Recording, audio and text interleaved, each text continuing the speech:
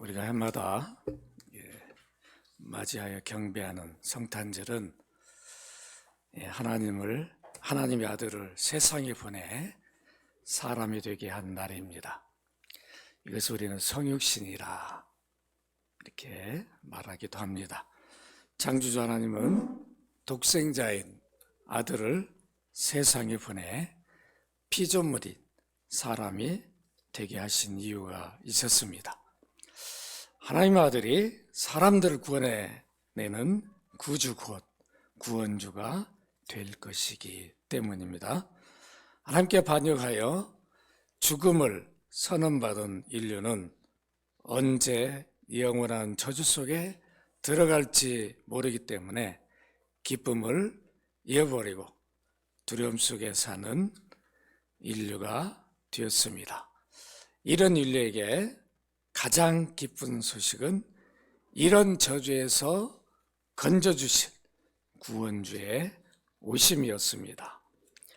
성탄절을 맞이하여 우리는 하나님 아들이 사람이 되신 것이 왜 온 백성에게 미칠 큰 기쁨의 좋은 소식인지 다시 한번 깊이 묵상하는 시간을 가져야 합니다. 하나님이 인류 구원을 위해 아들을 보내 사람이 되게 하신 일이 왜 백성에게 가장 크고 기쁜 소식인가? 왜 우리에게 이 성탄절을 맞아 기뻐해야 하는가? 오늘 생각해 보고자 합니다. 첫째로 우리가 기뻐해야 할 이유는 하나님께서 반역한 인류의 죄를 해결하기 위하여 사람이 되셨기 때문입니다. 뭐를 해결하기 위해서 사람이 되셨다고요? 죄의 문제를 해결하기 위해서. 죄 때문에 하나님의 아들이 사람이 되신 날이 성탄절입니다. 죄 때문에. 죄의 문제 해결하기 위해서 하나님의 아들이 사람이 되셨습니다. 로마 3장 10절 함께 읽도록 합니다. 시작.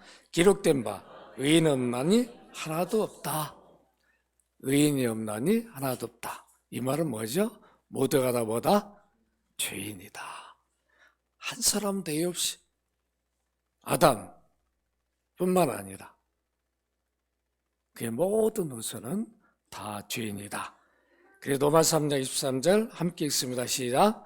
모든 사람이 죄를 범하였으며 하나님의 영광이 이르지 못하더라. 하나님의 영광 속에 살던 하나님의 백성이 되어야 되는데 하나님을 떠났으니까 죄 때문에 하나님의 영광이 이르지 못해요. 하나님의 은혜 속에 살지 못합니다. 모든 인류가 그래요. 한 사람도 예외 없이.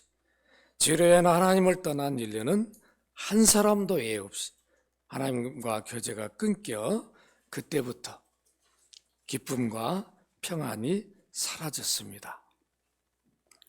하나님과 교제하는 것이 기쁨을 누리는 일인데 하나님과 교제가 끊겨버리니까 뭐 때문에요? 죄 때문에. 인류 최초의 죄가 뭐였어요? 반역죄라고 그랬죠? 하나님 계명을 어긴 반역죄. 하나님처럼 되려고 했으니까 이건 반역죄라고 그랬어요. 이거는 살을 수 없는 죄죠. 용서할 수 없는 죄예요. 이 죄 때문에 인류는 두려움 속에 갇히게 됐습니다. 그걸 우리가 한번 읽어보십시다. 창세기 3장 8절 10절 같이 읽습니다. 시작. 그들이 그날 바람이 불 때 동산에 거니시는 여호와 하나님의 소리를 듣고 아담과 그의 아내가 여호와 하나님의 낯을 피하여 동산 나무 사이에 숨은지라. 여호와 하나님이 아담을 부르시며 그에게 이르시되 내가 어디 있느냐? 이르되 내가 동산에서 하나님의 소리를 듣고 내가 벗었으므로 두려워하여 숨었나이다. 이 두려움이라는 단어가 처음 나와요. 왜 두려워요? 범죄했잖아요. 반역죄를 지었어요. 그것 때문에 하나님과의 교제가 단절되니까 두려움이 오는 거죠.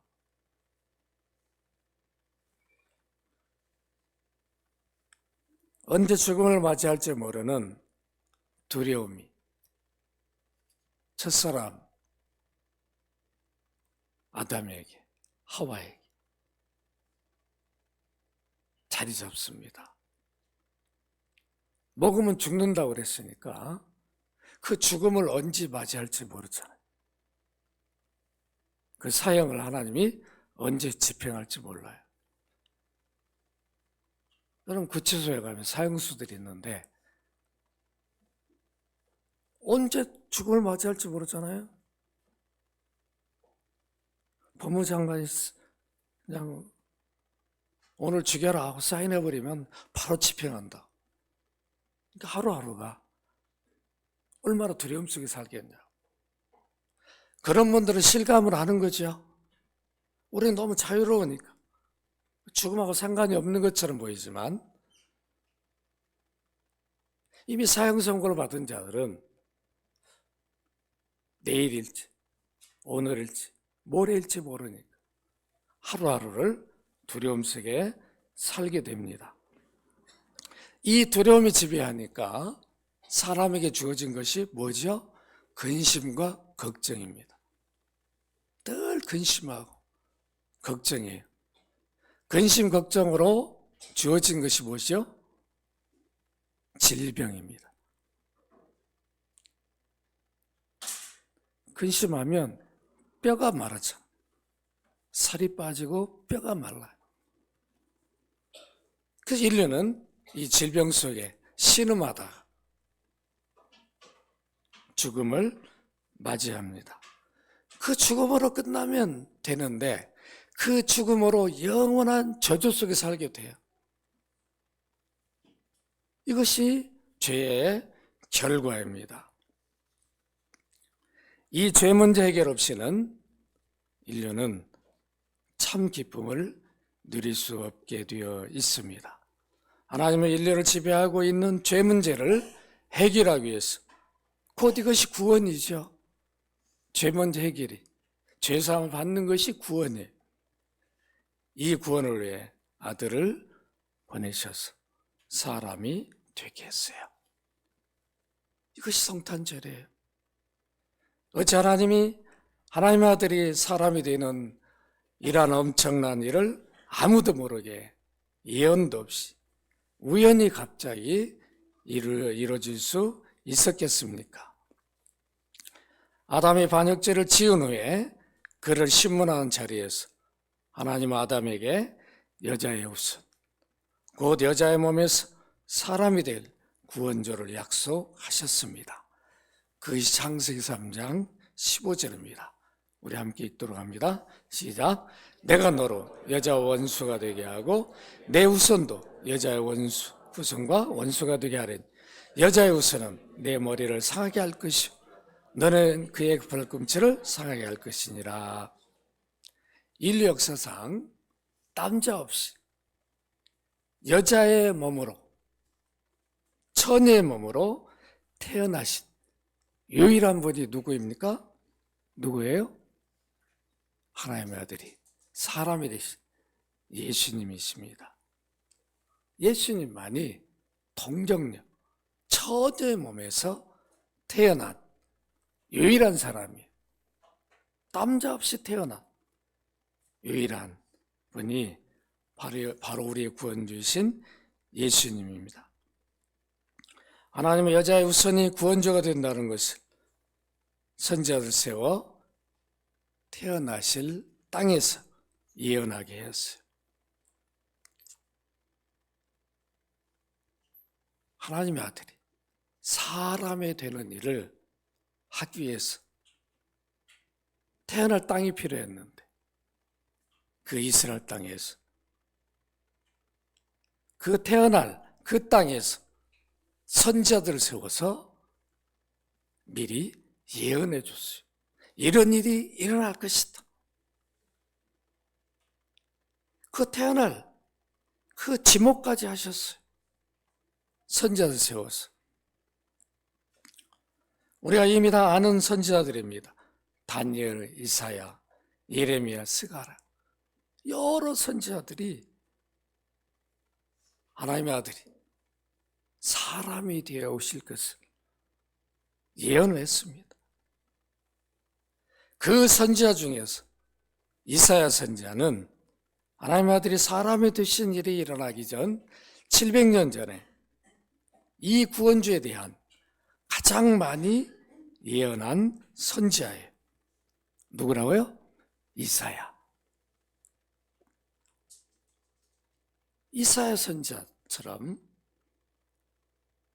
이 하나님의 아들이 사람이 되는 일에 대해서 구체적으로 예언한 선지자가 없습니다.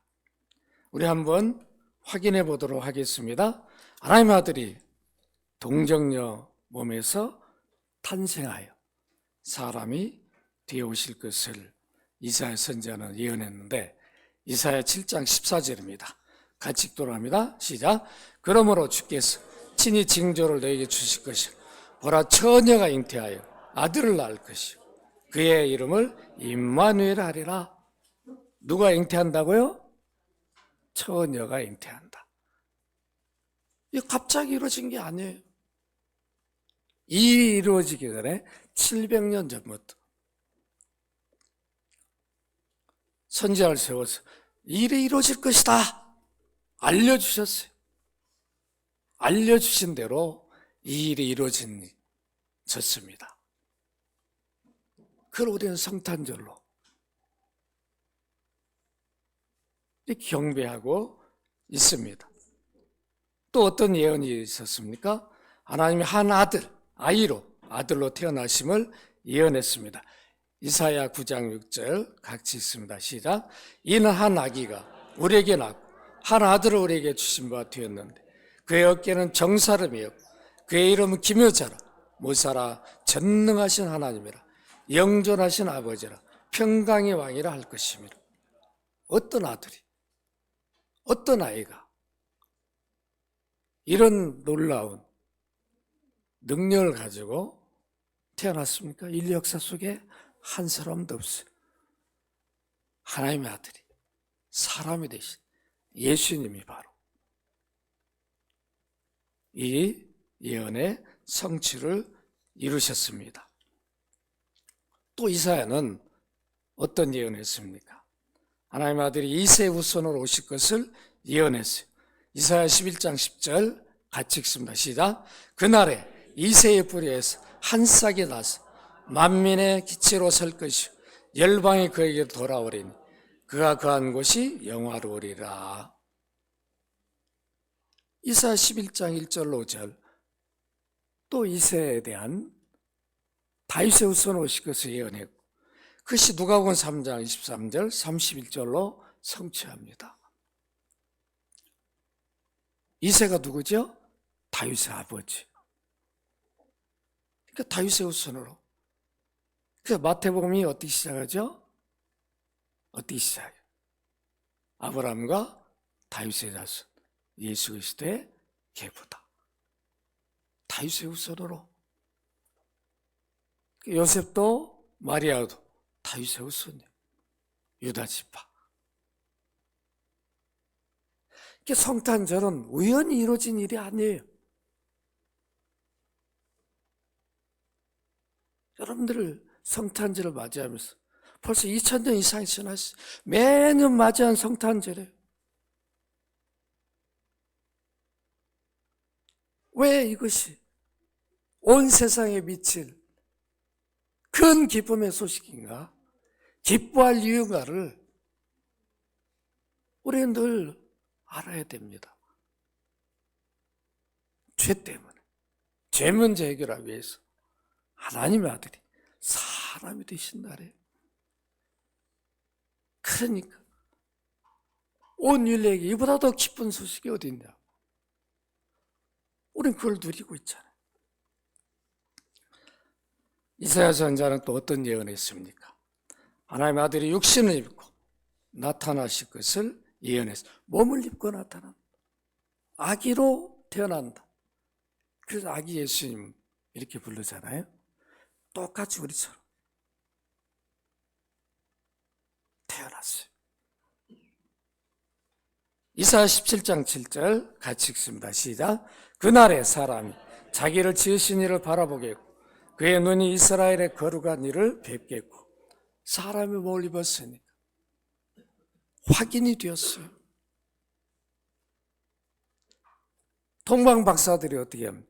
별 연구하다 가서 경배를 합니다.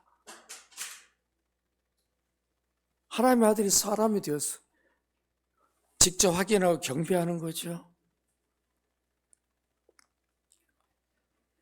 요한복음 12장 38절 41절에서 이 예언이 그대로 성취가 됩니다.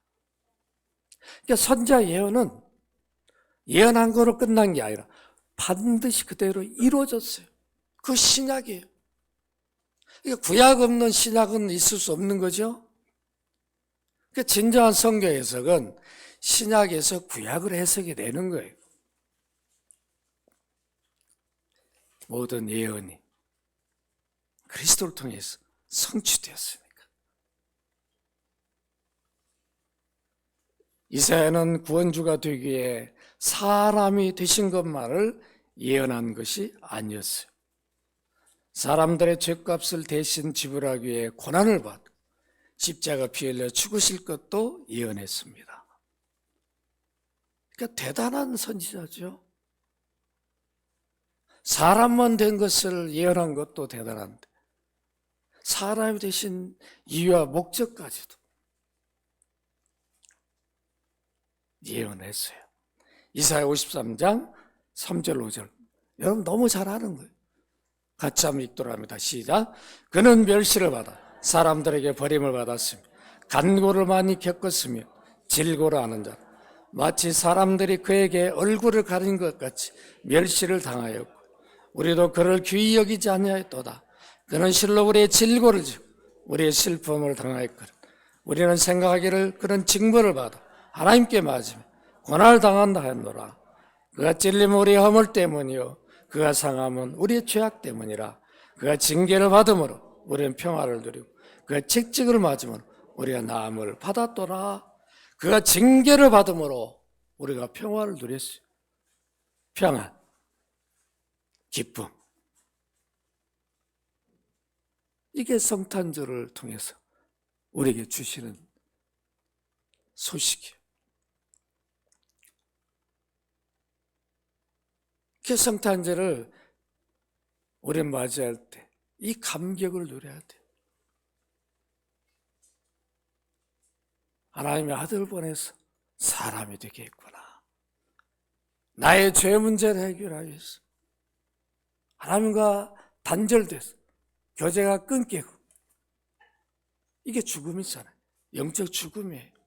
살아있으나 살아있는 게 아니죠. 마치 꺾여진 꽃과 같아. 시간이 지나면 시들어서 끝나버리죠. 뿌리가 땅에 내리지 않으면 그 생명을 잃어버리게 돼. 이것이 하나님과 단절된 인생들의 삶이에요. 지금은 눈을 뜨고 살아있고 숨 쉬니까 살아있고 많은 거 누리고 있는 것 같지만 이미 하나님과 단절된 그 영혼은 죽은 것이죠. 그러나 우리는 회복이 되었잖아요. 영혼이 살림을 받았어요. 하나님 자녀 하나님 백성으로 회복이 되었어요. 죄 문제가 해결됐어요.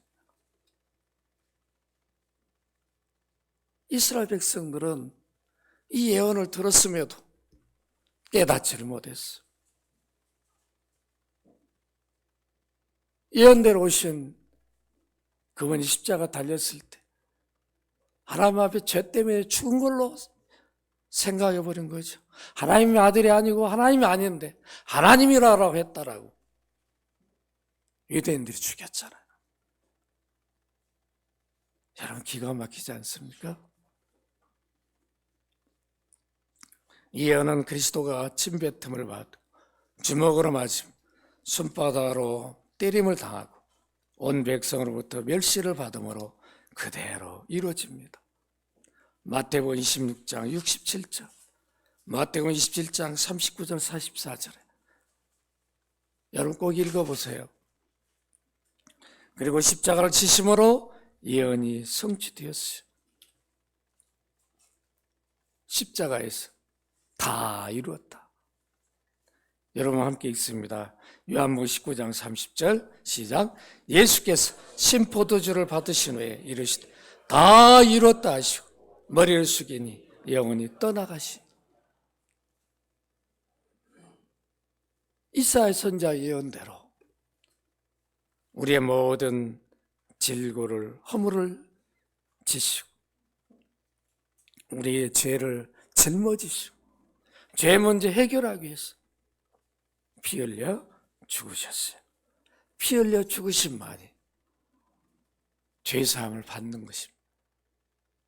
그래서 피 흘려 죽으셨어요. 이 죄 문제 해결하기 위해서 하나님이 아들을 보내서 사람이 되게 했어요. 이것이 성탄절입니다. 이렇게 인류의 죄 문제 해결을 하기 위해 구원하기 위해서 하나님의 아들이 사람이 되셨기 때문에 인류에게는 이 날이 곧 구원주의 출생이 온 백성에게 미칠 최고의 큰 기쁨의 좋은 소식이라고 누가복음을 기록한 의사 누가는 전하고 있어요. 의사, 누가는 의사죠? 의사가 인류에게 무엇이 가장 큰 기쁨이냐? 병에서 고침받은 게 아니라 바로 하나님 아들을 보내서 사람이 되게 해서 그가 바로 구주, 주가 되신 것, 되게 하신 것. 이것이 인류에게 최고의 기쁨이다. 그래서 우리가 오늘을 성탄주일로 지킵니다. 인류에게 최고의 기쁨의 선물은 바로 하나님이 아들을 보내서 사람이 되게 하신 날입니다. 우리의 죄 문제 해결하기 위해 구원을 주시기 위해 이 일이 일어났기 때문에 오늘 우리는 이 날을 경배하고 있습니다. 인류에게 죄사함 없이는 참 기쁨을 누릴 수 없습니다. 죽음의 저주가 해결되지 않고는 그 죽음의 두려움을 극복할 수가 없어요. 극복을 못합니다. 무엇으로 극복할 수 있어요? 돈으로요? 해결이 안 돼요. 죄 문제는 하나님 앞에 지은 죄는 돈으로 해결이 되지 않습니다. 명예로 해결되지 않습니다. 왕이라고요? 황제라고? 그 권력으로 해결을 못합니다. 하나님의 아들만 사람이 되어 해결하셨어요. 그렇기 때문에 예수 그리스도를 믿음, 죄사함을 얻는 것이에요. 그래서 죄사함으로 오는 기쁨만이 참 기쁨이요 참 평안입니다. 그렇기 때문에 인류에게 가장 기쁨의 소식이에요. 이것이 성탄입니다. 이 은혜를 누리도록 세상 무엇과도 바꿀 수 없는 선물인 구원주인 예수 그리스도를 하나님으로부터 받았어요. 그분이 우리의 구주라고 구원주라고 믿기에 되었습니다. 그러니까 우리가 복된 자죠. 이걸 여러분들이 성탄절을 맞이하면서 나는 참으로 복된 자다. 어떻게 이런 복을 내가 누리고 있는가? 그렇게 기뻐하셔야 돼요. 고린도전서 15장 22절을 함께 읽습니다. 아담 안에서 모든 사람이 죽은 것 같이 그리스도 안에서 모든 사람이 삶을 얻으리라. 아담의 범죄로 다 죄인이 되었습니다. 죽음의 두려움을 극복하지 못하고 살아갈 수밖에 없었는데 이렇게 하나님의 아들이 사람이 돼요. 구주, 바로 그리스도가 되셔서 그 아들이 이룬 구원사역을 믿을 때 삶을 얻게 돼요. 이것이 구원이에요. 하나님 자녀로 회복되는 것이요, 하나님 백성으로 회복된 것입니다. 이 회복이 되어야 진정한 기쁨을, 평안을 누리게 되었습니다. 그래서 예수님이 이렇게 말씀하셨어요. 요한복음 14장 27절 같이 읽습니다. 평안을 너에게 끼치노니 곧 나의 평안을 너에게 주노라. 내가 너에게 주는 것은 세상이 주는 것과 같지 아니하니라. 너희는 마음에 근심하지도 말고 두려워하지도 말라. 누가 준다고요? 평안을? 누가 줘요? 예수님. 예수님이 평안의 근원이에요. 기쁨의 근원이에요. 그리스도를 믿지 않고 모시지 않고는 진정한 평안을 맛볼 수가 없어요. 자유를 누릴 수가 없어요. 세상에도 평안은 있어요. 일시적으로. 뭔가 막 고통 속에 있다가 해방받으면 기쁨을 누려요. 그러나 그 고통은 또 언제 올지 몰라요.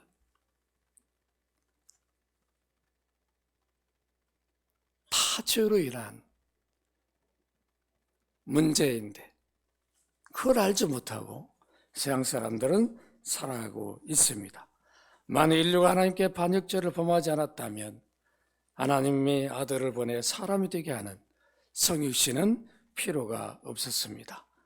이렇게 하나님 아들이 사람이 되신 이유는 인류가 범죄했기 때문에 그 죄 문제 해결을 하기 위해서 이루어졌습니다. 하나님이 인류 구원을 위하여 아들이 사람이 되는 이 방식으로 하셨는지, 왜 다른 방법은 없으셨는지 저도 많이 고민했어요. 왜 이렇게 하나님이 이런 방식으로 했을까? 그런데 이 십자가, 하나님이 아들을 보내 사람이 되게 한 일, 이 성육신의 일은 신비 중에 신비예요. 하나님 아니면 이런 방식을 인류 어느 누구도 할 수 없어요. 아담이 하나님 좀 이렇게 좀 해주세요. 그런 생각을, 그 지혜로는 아담이 인류 역사 중 최고의 지혜를 가진 자였어요. 그래도 그런 생각을 할 수가 없습니다. 하나님의 아들을 세상에 보내 사람이 되게 하여 인류를 구원하는 방식은 하나님의 지혜로 이루어진 일입니다. 심판해야 되는데 너무 사랑해서 심판할 수 없는 하나님의 딜레마가 있었던 것입니다. 심판하지 않으면 하나님의 의로심 거치시는 것이에요. 왜 하나님 신실하다고 그러죠? 자신이 한 약속을 철저히 지키시니까. 하나님 신실하죠. 어떻게 지켜요? 아들을 사람이 되게 해서 배워주셔요. 피조물을 구원하기 위해서 어떻게 아들을 희생하냐? 다시 지어버리면 되지. 여러분, 그런 바보들이 있습니까? 다시 만들면 되는데, 만들 수 있는 능력이 있는데 만들지 않고 내가 대신 그 값을 지불하는 이런 일이 인류 역사에 누가 하냐고. 하나님이 이렇게 하셨어요. 그렇기 때문에 이것이 바로 하나님의 공의예요. 언약 당사자로, 하나님도 언약 당사자로, 비록 아담이 언약을 깨었어도 언약 당사자로 책임을 지십니다. 그래서 아담의 모든 죄를 대신 갚으셔. 야야 없었던 걸로 하자. 이렇게 하셨다면 우리 하나님의 약속을, 하나님의 신실성을 믿을 수 없는 거죠. 어떤 약속도 어떻게 믿었어? 열심히 믿었는데 그거 아니야 해버리면 안 되잖아. 아담의 모든 죄가를 하나님의 아들에게 대신 지우셨어요. 어느 나라에서 왕이 새로운 법을 정하며 지키지 않는 사람은 두 눈을 빼겠다고 공포를 했습니다. 그런데 범법자로 잡혀온 사람이 다름이 아닌 하나밖에 없는 왕자였어요. 왕자를 벌하지 않을 경우에 백성들은 어떤 생각을 할까요? 이야, 왕이 자기 아들이라고 없었던 일로 해버리는 거라. 그럼 앞으로 왕이 무슨 말해도 불신할 수밖에 없게 됩니다. 그래서 왕이 결단합니다. 어떻게 하냐면 왕 자신의 눈 한쪽과 왕자의 눈 한쪽을 빼는 형을 시행합니다. 여러분 얼마나 무서워요? 왕이 법으로 공포했으니까 자기도 법을 따르는 거죠. 야, 내 눈도 빼라. 아들의 눈도 빼라. 그러니까 어느 백성이 그 범죄를 해도 그 눈을 빼도 할 말이 없는 거죠.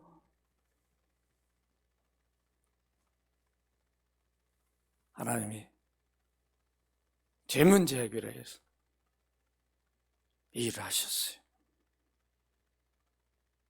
아들을 사람이 되게 하시고 그것으로 끝나는 게 아니에요. 십자가에 찢겨 피 흘려 죽게 했어요. 이것이 하나님 사랑이요 공의의 절묘한 조화를 이루는 하나님의 안수, 신의 안수라 할 수 있습니다. 여러분 그렇게 생각하십니까? 하나님 지혜에서 나온 일이에요. 이 하나님 사랑이에요. 그렇기 때문에 십자가를 구원으로 믿지 않는 자들은 영원한 저주로 그들 징계하시는 것이, 심판하시는 거예요. 그래서 예수 그리스도를 믿지 않는 자들은 하나님이 사랑의 하나님이 아니고 심판의 하나님 되시는 거죠. 그러나 십자가를 믿는 우리는 하나님, 사랑의 하나님이시고 인자와 궁율이 풍성하신 하나님이시오. 그렇게 느낄 수밖에 없어요. 그 은혜를 우리가 입었기 때문에. 이 진리를 주 예수를 믿고 깨달은 바울은 고백합니다. 여러분 로마 11장 33절 같이 읽습니다. 시작. 깊도다 하나님의 지혜와 지식에 풍성하며 그의 판단을 헤아리지 못할 것이요 그의 길은 찾지 못할 것이로다. 빌립보 2장 6절 8절 같이 읽습니다. 시작. 그는 그만 하나님의 본체시 하나님과 동등됨을 취할 것으로 여기 아니하시고 오히려 자기를 비워 종의 형체를 가지사 사람들과 같이 두셨고 사람의 모양으로 나타나서 자기를 낮추시기까지 복종하셨으니 그 십자가에 죽으심이라. 바울이 깨달았어요. 예수님 활동할 때 바울은 예수님 하나님의 아들로 믿지 않았어요. 죽이는 데 앞장섰어요. 믿고 다른 자들을 핍박했어요. 그런데 부활하신 예수님을 만나보니까 이분이 하나님의 아들이었어요. 하나님이 아들을 보내 성육신 하신 분이었어요. 본래 하나님이셨는데 아들도 동일하신 하나님이시죠. 아버지, 아들, 성령은 동일하신 하나님이시죠. 신성이 하나님이니까 신적 속성이 하나님이시죠. 그러니까 동일 본질, 동일하신 하나님, 실체가 동일하신 하나님이신 하나님이시죠.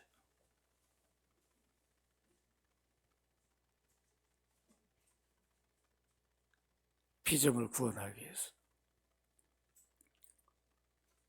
이렇게 종의 형체, 창조주가 피조물을 입었다. 이것처럼 낮아진 게 있어요? 여러분들이 개미가 될 수 있어요? 되어가면 될 사람 있냐고. 같은 피조물 안에서도 낮아지는 걸 싫어해요. 높아지는 것은 목숨 걸고 하려고 해요. 창조주가 죄 문제 해결하기 위해서 죄 때문에 피조를 입으셨어요. 피조물을 지셨어요. 십자가에 죽으셨어요. 성탄절을 맞이한 우리는 바울사도의 이 고백을, 이 깨달음이 있기를 주의 이름으로 축원합니다. 이제 두 번째로 하나님 아들이 사람이 되신 것이 왜 온 백성에게 미칠 가장 큰 기쁨의 좋은 소식인가? 마태복음 1장 23절 같이 읽습니다. 시작. 보라 처녀가 잉타에 아들을 낳을 것이 그의 이름을 임마누엘을 하라 하셨어요. 이는 번역한 자 하나님 우리와 함께 계시다 합니다. 뭐 하기 위해 오셨다고요? 함께 하기 위해서. 하나님 우리와 함께 하기 위해서, 임마누엘 되기 위해서 하나님의 아들이 사람이 되어 오셨습니다. 하나님의 아들이 사람이 되어 하나님이 함께하는 것이 무엇인가를 아들을 통해서 보여주셨어요. 하나님이 함께한다. 여러분, 우리가 믿음 안에 그래도 든든히 서 있을 때는 하나님이 함께하는 것을 더 경험하며 살아요. 확신하며 살아요. 그런데 힘들고 어렵고 깊은 늪에 빠져 있을 때는 뭐예요? 신방을 해도 아이고 하나님 나와 함께 안 해요?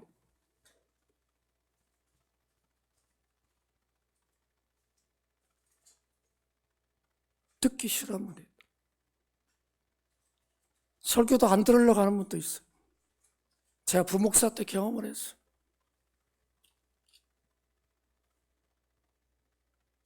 너무 힘들어하는 성도 가정에 신방을 갔는데 예배 드리지 말라고 하더라고. 참 얼마나 목사가 황당하겠어, 그죠? 신방도 받기 싫은 거예요. 너무 괴로워요. 자기는 하나님 없다는 거예요. 하나님 자기 함께하지 않는다는 거예요. 하나님 자기 버렸다는 거예요. 뭐 이런 생각하는 거죠.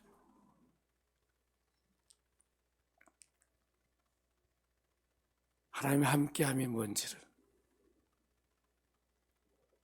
하나님의 아들을 보내서 사람이 되게 하셨어요. 믿는 자와 아들이, 그 아들이 하나님이신 함께하는 모습을 보면서 이것이 하나님이 함께하는 것이구나. 여러분들이 신약 복음서를 읽으면 제자들과 믿는 무리들과 함께하는 하나님, 바로 예수 그리스도. 그리스도가 하신 그들과 함께하는 그 일이 하나님이 함께하는 일이라고. 그 성경의 기록으로 끝날 게 이것이 나와 함께하는 일이구나. 임마누엘로 함께 하신 일이구나. 이렇게 우리가 느껴야 돼.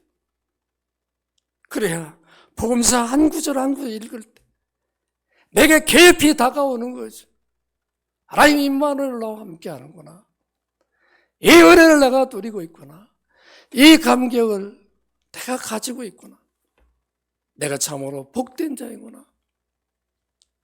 그래서 한 절 한 절 읽을 때 그 감격, 눈물을 흘려대는 거죠. 세상 어디에 그런 감동이 있냐고요.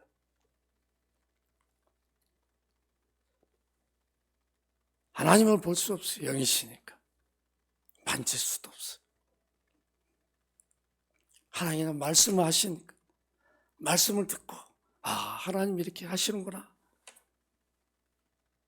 이게 구약 백성들이 경험한 하나님이었어요. 그러나 신약 백성, 하나님의 아들을 보내서 사람이 되게 하신 그 아들이 본래 하나님이셨어요. 신성을 가지신 거죠. 사람이 되셔 인성을 가지셔서 그 양성을 가지셨어요. 유일하게 예수 그리스도만 양성을 가지셨어요. 그래서 우리가 예수 그리스도를 하나님이라고 신성을 부정하면 그건 이단이에요. 예수 그리스도가 본래 하나님이신 사람이 되셨는데 사람이 된 걸 부정하면 그것도 이단이에요. 그래서 우리는 이 신성 인성을 가지신 하나님의 아들을 우리 구원주로 믿는 것입니다. 요한복음 1장 18절 같이 읽습니다. 시작. 본래 하나님을 본 사람이 없으니 아버지 품속에 있는 독생하신 하나님이 나타내셨느니라. 독생. 영원에서 유일하게 아버지의 아들이었어요. 아버지 아들로 계셨어요. 그 아들을 보내셔서 하나님을 나타내 보셨어요. 현시해 주셨어요. 하나님. 그러니까 하나님 볼 수 있게 만들어. 만질 수 있게 만들었어요. 식사도 하게 했어요. 얼마나 복이었겠어요. 그러니까 요한일서에 보면 사도 요한은 내가 눈으로 봤고 손으로 만져봤다.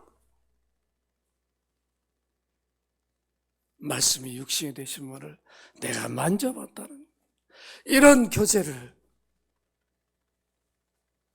예수님 공생애 때 3년 동안 많은 사람들이 누렸습니다. 요한복음 6장 46절 같이 읽습니다. 이는 아버지를 본 자가 있다는 것이 아니라 오직 하나님에게서 온 자만이 아버지를 보았느니라. 누가 아버지를 보아요? 영원에서 아버지 아들로 계셨던 동일하신 하나님이 유일하게 아들을 보내신 아버지를 본 사람은 아들밖에 없어요. 우리는 아들을 통해서 아버지를 봅니다. 요한복음 14장 9절 같이 읽습니다. 시작. 예수께서 이르시되 빌립아 내가 이렇게 오래 너희와 함께 있으되 네가 나를 알지 못하느냐 나를 본 자는 아버지를 보았거늘 어찌하여 아버지를 보이라 하느냐. 구약 백성들은 하나님이 함께 한다는 것을 잘 느끼지 못하고 살았습니다. 하나님 언제 어디서나 만나거나 교제하지 못했어요. 성전에서 드려도 하나님이 임재하셔도 몰라요. 확인을 못해. 제사장, 대제사장 피부로 느끼죠. 백성들은 하나님과 교제를 못했어요. 얼마나 두려웠겠어요. 모세 같은 선지자도 두려워했어요. 얼굴을 들을 수가 없어요. 그 하나님의 어미하신데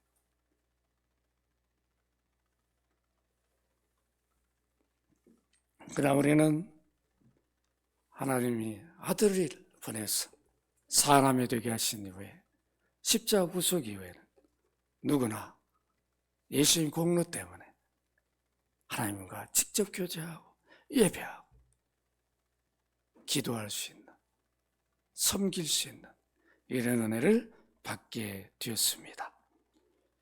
그뿐입니까? 성령을 주셔서 성령 안에서 아버지 아들이 함께 하심으로 성령이 내 안에 거하시 내 몸이 성령이 거하는 집이 되었어요. 그러니까 늘 하나님을 모시고 살죠. 이런 복을 아버지가 아들을 보내서 사람이 되게 함으로 누리게 되었어요. 이게 성탄절의 의미죠. 목적이에요. 하나님의 아들이 사람이 되신 우리가 누리게 된 것입니다. 여러분, 출애굽한 이스라엘 백성들이 광야 40년 동안 약속의 땅을 갈 때 하나님 분명히 약속에 함께하겠다. 언제 함께한다고만 느껴요? 구름 기둥으로, 불 기둥으로 인도할 때는 하나님 함께하는구나. 그런데 어려운 환경이 주어지면 어떻게 돼요? 원망불패. 이 어려움이 주어진 이유가 있겠구나. 우리 하나님 앞에 버릴 게 뭔가, 우리가 하나님 중심으로 우리 눈이 하나님 향하여 가지 못했구나, 이렇게 깨닫는 게 아니라 그 힘든 것만 보는 거지. 왜 모세 당신 우리를 애굽에 놔두지 여기까지 끌고 와가지고 매장지가 없어서 여기에 죽게 만드느냐? 원망 불평 많다. 앞에 홍해가 놓여있어. 뒤에는 애국 군대가 와요. 하나님과 함께하면 어떤 생각을 해요? 하나님이 함께하고 우리 여기까지 인도했는데 어떻게 하나님이 하신가 한번 좀 기대해보자.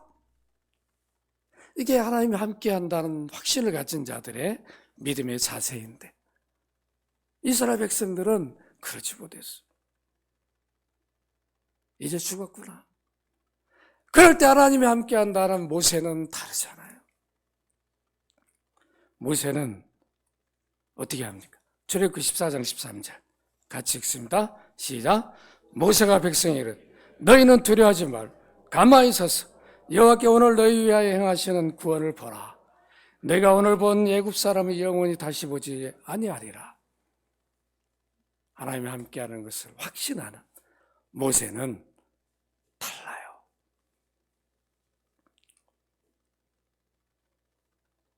여러분들 하나님이 함께하심을 확신하시기를 바랍니다. 하나님이 아들을 보내서 사람이 되게 하신 것으로 끝난 게 아니라 모든 구원의 사역을 이루시고 그걸 믿도록 하기 위해서 성령을 보내주셨어. 아들이 이룬 모든 구원 사역을 믿음 고백에서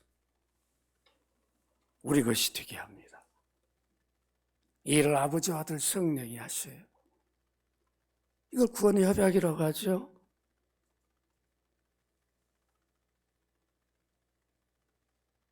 이렇게 우리가 받은 구원이에요. 그래서 우리는 소중하게 여겨야 됩니다. 우리는 모세보다 더 복된 자예요. 모세는 예수 그리스도를 구원주를 약속받았어. 보지는 못했어. 우리는 이미 성경을 통해서 다 이룬 것을 보고 있어요. 확인할 수 있어요. 그리고 더 복된 자죠. 한 번 오신 성령은 떠나지 않아요. 모세보다 우리가 더 복된 자예요. 여러분, 모세를 너무도 모세 그때 그냥 얼마나 좋았을까 이렇게 생각할 필요가 없어요. 내가 더 복된 자다. 왜 그러냐면 우리는 성령 안에서 아버지 아들이 영원히 함께해요. 한 번 오신 하나님은 떠나지 않습니다. 내가 죄를 지으면 침묵은 하셔도 일하시는 않죠. 떠나시진 않아요. 그래서 예수 믿고 구원받으면 한 번 구원이 영원한 구원이에요. 그래서 여러분 위기의 순간이 오면 어떻게 해야 돼요? 염려 근심으로 가면 안 돼요. 하나님이 이 일을 어떻게 해결하는가? 한번 내 눈으로 좀 봐야 되겠구나. 나와 함께하는 하나님이 어떻게 해결하는가? 내가 눈으로 한번 기대해 봐야 되겠구나. 꼭 기대하시라고 말씀을 맺습니다. 오늘 우리는 성탄절, 곧 하나님의 아들이 사람이 되어 오신 날의 진정한 의미에 대해서 말씀을 들었습니다. 우리 죄 때문에 죄를 해결하기 위해서 하나님의 아들이 사람이 되신, 이것을 믿는 우리들이 할 일이 무엇입니까? 죄 문제 해결을 받았는데, 죄 사함을 받았는데, 죄에 대해서 다시 한번 깊이 생각해 봐야 됩니다. 죄를 아직도 은밀하게 죄로 여기지 않고 짓고 있지 않는지, 하나님 죄를 싫어하시. 그런데 이렇게 성령을 모셨음에도 불구하고 죄 가운데 살고 있지 않는지 우리 자신들을 돌아봐야 됩니다. 성탄절을 맞이해 우리는 과감히 죄를 멀리하고 끊어야 됩니다. 이 결단을 해야 돼요. 왜 그래요? 죄 문제 해결을 해서 하나님이 아들을 보내서 사람이 되는 이런 일을 하셨는데, 내가 죄를 지어선 되겠는가? 멀리 해야 됩니다. 지금 세계는 성탄절을 맞이해서 요란합니다. 성탄의 주인공이 뭐가 되어버렸어요? 산타가 되어버렸어요. 특수를 노리기 위해서 번쩍번쩍합니다. 여러분, 빌딩 뭐 그냥 시청 어디고 크리스마스 트리로 가득해. 그걸 보면서 야, 나 예수 믿어야겠구나 이렇게 하고 돌아온 분 봤습니까? 그들은 어떻게 하면 매출을 올릴까? 이거밖에 없어요. 2000년 이상을 성탄절을 맞이하면서 그게 세상입니다. 우리는 달라야 됩니다. 우리는 우리만이 기뻐할 일이 아니라 이 진리를 모르고 살아가고 있는 우리 이웃들에게, 그들을 보면서 안타깝게 불쌍히 여겨야 돼요. 내일이 성탄절이죠. 우리 성탄절 예배를 별도로 안 드려요. 왜 그러냐면 여러분, 성탄의 의미를 아니까 안 믿는 자들을 가서 교제하면서 오늘이 어떤 날인가, 왜 이 날이 있는가 교제하면서 식사 대접도 하면서 여러분들이 인류에게 미칠 최고의 기쁜 소식을 전해줘야 되지 않겠습니까? 우리만 즐기고 기뻐하고 먹고 마시며 끝나는 날이 되어서는 안 될 것입니다. 주님은 여러분들의 이 섬김을 기쁘게 받으실 것입니다. 성탄의 진정한 기쁨이 여러분 가정과 또 우리 교회에 가득하기를 주의 이름으로 축원합니다. 거룩하신 아버지, 하나님이 아들을 보내서 사람이 되게 하신 날, 우리 죄 문제 때문에 죄 문제 해결하기 위해서 이 일이 이루어졌습니다. 참으로 우리가 기뻐할 날입니다. 이 기쁨이 우리의 기쁨, 한국교회의 기쁨만이 되지 않게 하시고, 아직도 이 진리를 모르는 우리 이웃들도 예수 그리스도가 죄 문제 해결하기 위해서 이 땅에 오셔서 해결하신 분이라고 믿고 함께 기쁨을 누리는 그날이 속히 오게 하여 주옵시고, 이 귀한 일을 연합교회 성도들이 감당케 하여 주옵소서. 주 예수 그리스도 이름으로 기도합나이다. 아멘.